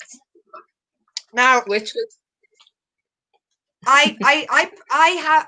I hadn't seen it, but I was on the phone to a friend, and I was saying about we review a comedy show each week, and he said, "Oh, tell you what I've been watching. I've been watching Comedy Game Night," and he said something about he described it, and it sounded familiar, but I wasn't quite sure if I'd seen it. So as we both hadn't seen it, I put it forward, and as it was my put forward, I play a video clip. And then it's your turn to discuss it, if that's okay. So absolutely fine. Press the buttons, do. And by the way, I was in a bit of a rush when I took the clip, so it may be mid-sentence when I queued it up. But you know, is about half a minute. It's possible. A point for every correct answer, so it's a nice accumulator. Good start to the show. Yeah. Up to here, Sue. Oh, only go up to here. You know that. If you're not sure, you can pass. And all your words will begin with the letter L. Alpha Lisa. Your 90 seconds starts now. Lifting. Leaping. I don't know. Pass. Passing on ladder. Lassoing. Yes. Laughing. Yes. Lego car. Lorry driving. Lawn mowing. Yes, well played. Leaping. Yes. Oh, you're in the... Oh, Little snippet. Little snippet. yeah. It's a little snippet, just to let everyone know what Little that's about. Comedy game night. So, so it's my turn to review because it was your suggestion, isn't it? Okay. I have made notes. I love Lisa Tarbuck. I think she's great. I don't know if she still has, but she used to have a radio show on BBC Radio 2, and I loved listening to it. She doesn't anymore. Oh, she was great. On a Saturday it was, Saturday tea time. It's the guy from Big Brother with the fake teeth. Right. Ryland. Is it Ryland? That's him. Anyway. That's him. So I love her. Matt Richardson. Used to, when he first started out, used to gig in Cardiff quite a bit. So yeah, he was always very funny, and we used to moan because he'd do like half an hour. He's meant to only do 10 minutes. We were like, Matt, but he was brilliant, very fun. Unfortunately, well, that's all the positive stuff I have for it. It's not my cup of tea. I'm sorry. It's great. It's parlor games. I think I draw the line under, is it comedy? I don't see this as comedy. Even I'm with you on, does this count as comedy, or is this entertainment? Entertainment. My parents would love it. It reminds me, it's got the same kind of vibe of Give Us a Clue, or I mean, I wouldn't say, or even Would You Lie to Me, because Would You Lie to Me I think is hilarious, and I'm drawn to it. I think because it's got more skill to it. I don't know what it is, but I just didn't. It wasn't. And I got to admit, I lasted literally the end of that game clip we just saw. I lasted the intro and the end of that game, and it does that really annoying thing that a lot of productions do, which they introduce people in the intro. Tonight we have Lisa Tarbuck, Matt Richardson, and then they introduce themselves again, and I'm like, I know who they are. Get on with it. What we just saw, what we're going to see, what we've just seen, what's coming up soon. Just show us the fucking program. I completely agree with you. It's a 45-minute episode, which by far, if it was 30 minutes, it would be a 5-star review. I give it 2, but and they'd be lucky to have them. But when you compare that with like Taskmaster, which maybe is not a fair comparison, Taskmaster is just, it's much more interesting. It's an original idea.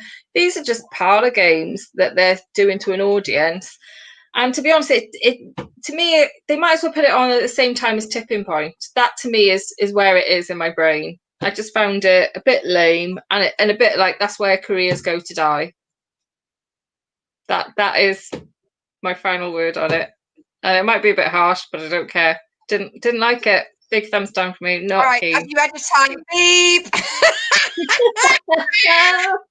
Sorry, everyone. But at least I had a career in comedy. But luckily, as we've said, comedy and entertainment is an art, and it is in the eye of the beholder. So my enjoyment of it is not tarnished by your lack of enjoyment. I thoroughly enjoy it.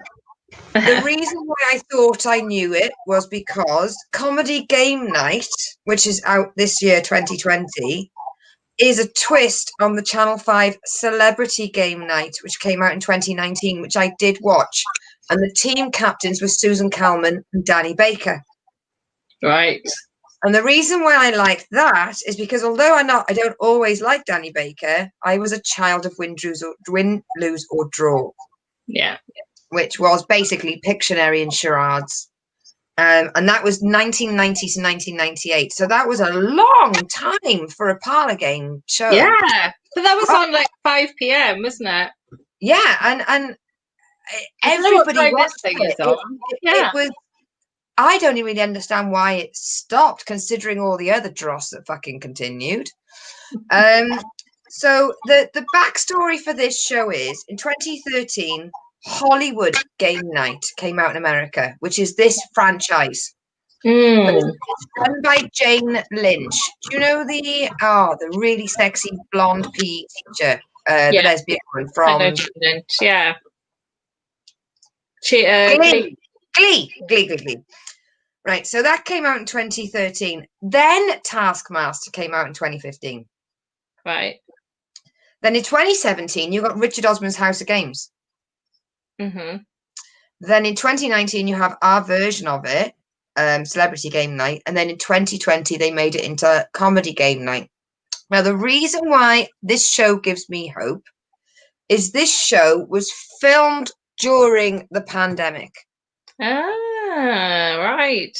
So the reason why the difference is on Celebrity Game Night and on Win, Lose or Draw, they were all on a sofa each on top of each other. Right. Now they were on socially distanced armchairs. Mm-hmm.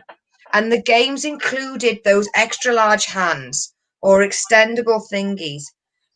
You could fall into this and not remember that there was a pandemic. You'd think this was a replay from 2018 or whatever. Mm-hmm. This was filmed during the pandemic, and I think that they've managed to show that a parlor game show like this can exist in these unprecedented times. Yeah. You've seen QI have done COVID recordings, worked fine, but the comedians have complained they didn't like it. Right. I, as a viewer, thoroughly enjoyed it. Right. But they've said, I felt a bit weird there not being an audience. Then we've had Taskmaster have been recorded during it. Again, no audience. And a little bit, the final round, if you've ever watched Taskmaster, the final round is actually done in that room in front of each other. And it did seem a little bit like they could have MC'd it better. There's nothing wrong with the game, you know?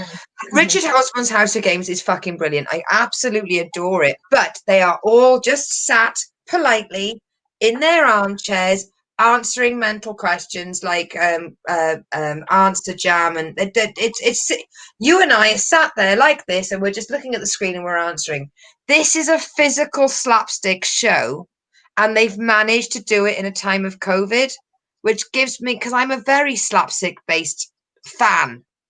Yeah. I love an intellectual comedy. I love a complicated work it out yourself punchline, but just trip over a fucking step and I'll piss myself laughing. I can't help it. I'm an imbecile like that. And so is a lot of other people. And I loved the fact that this kind of show done properly can still exist. And I even carried on watching it after the episode we watched. And they had this one bit where I'm sat in the car and pretending to drive. You get in the back seat and describe where I'm going. And they had a see-through screen. So even though you're like, oh, they sat a bit close. No. They had a screen. Right. For me, when I grow up, I want to be Lisa Tarbuck. If there's a genie, can I present this show? Right. So you enjoyed the show then? You enjoyed it a little bit. Yeah, I loved it. Did you enjoy it a little bit? You loved it then. I fucking loved it. I loved it because I'm a child of win, lose. You don't have to explain yourself. You're just saying you're reviewing the show. You loved it because it's slapstick and that's what you like. Right. I'm a child of whose line is it anyway? Yeah. That's the kind of comedy that I grew up on. Is it anyway is improv and it's from their own brains. I don't know. Maybe I was in the bad mood watching it, but I just think, there's just a little bit more to Whose Line Is It Anyway? It's a little bit more technique and style and a bit more substance to it than just slap some guy in the face with a foam hand and we'll guess what you're doing. I think I'm that very cold in here. I mean, I don't know why. I'm freezing. Anybody else cold? Oh, it's going to be chilly. Get my jumper on. Oh. Even though I think I agree, this is not a comedy. You can't put this up to. But we've watched Bob They should take Monkhouse's the last word fucking comedy show. out of it. It's not a Yeah. comedy. Just call it game night. But did it make me laugh? Yes. Did I end up watching more of them? Yes. And did I laugh at those? Yes. But it's not And comedy. the fact is, it made me laugh, and it shows that shows can exist after COVID. That's the whole we knew thing. shows could do that. Shouldn't be a plus point. At least it exists. That's not good enough. We have books. We got DVDs. We have plenty of entertainment. We don't have to prove we can do it, even with COVID. Some shows shouldn't be made, despite COVID. This is one of them. No, I don't. It's not that bad. It's not that bad. It's not that bad. As you said that, you knew. You were like, oh no, that's too far. Too far. far. She's going to be in that track. She's going to be heading down that M4 any minute now, just to slap me in the face. I'm a key worker. Fuck off. Yeah. I have an important mission from God here. This woman needs to know. I'll put a high vis jacket on. They'll never fucking stop me. All right, my lovely. Right. Well, that's the review done. You need to suggest one. Okay. I have a suggestion for you. It's a new one. I know we've done new ones a fair bit. I know you can go old next week if you like. This is a new one. I've seen clips. I've not seen it, but I've seen clips and I thought, oh, that looks interesting. And I'm sure they're going to be hilarious. There's just one thing I'm already disappointed about, and I wanted you to see it and see what you think. So this is Netflix series Auntie Donna's Big Ol' House of Fun. Oh, I've heard about this, but I don't know what it is. Literally, right. That's all I know. What you just said, that sentence. Maybe like a surreal sketch show type of thing, I think, based on the trailers. And the trailers are hilarious, but there's just one thing that's glaring, and I see this everywhere now, and it's doing my head in. And I thought, well, that'll be a good discussion for next week. Shall I tell you what the glaring thing is, so we can all prep? Yes, well done. Huge dinner. Okay. Yes, Lucy has done an impressive amount of research. But I did have to bring her back to actually reviewing the show. Rather just saying your research. But it was very impressive. Don't hire her as a researcher. Yeah, the one thing about this show, so this is Big Auntie Donna's Big Ol' House of Fun. It's 3 blokes. They're going to be hilarious. The 3 white blokes. 3 mostly white blokes. They're 3 blokes. And I'm just like, oh, I want to enjoy it. You know, Pappy's hilarious. They're 3 white blokes. Yes. And I just wonder, to discuss for next week, it's like, okay, if they are brilliant and hilarious, should they be, would it be fair to say, well, actually, yeah, but we've got enough of that. We've had enough of blokes doing farting about. Surely there's got to be something a bit more. Well, they're obviously not going to get very far, and they need all the promotion help they can get. So why not give them a review?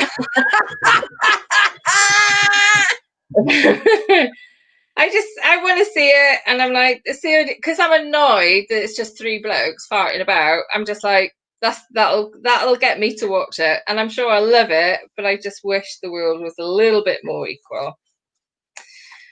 But there we go.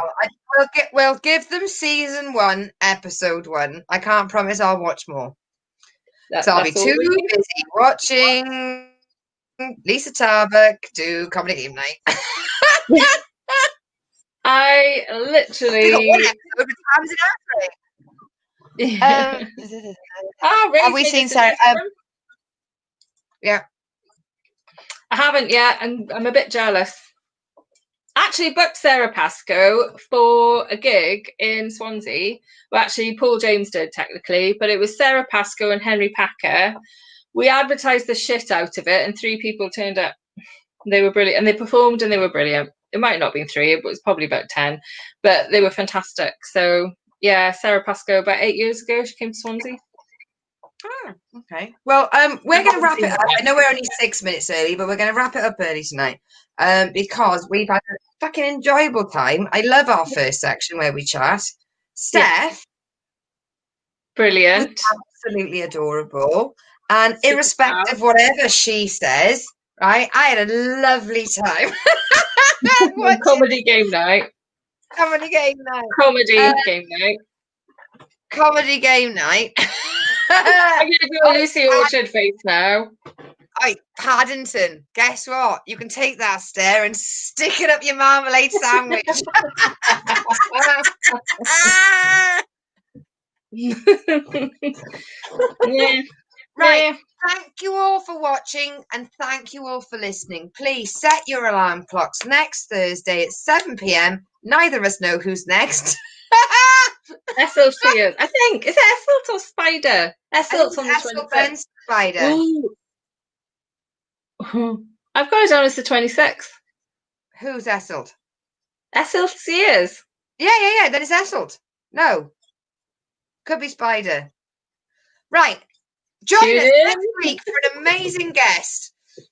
Let's call it Kitchen Sink Roulette. We know we've booked them. We've got communication and they've definitely confirmed because we've messaged them. The only thing we didn't do is check the spreadsheet before we did this show. Because when we're not lying, guys, we have so many people that genuinely have agreed to do this show. We're so fucking spoiled. Yeah, we're very lucky. We're very lucky. I mean, we've even had to have conversations where we go, no more bookings. Let's give it a month.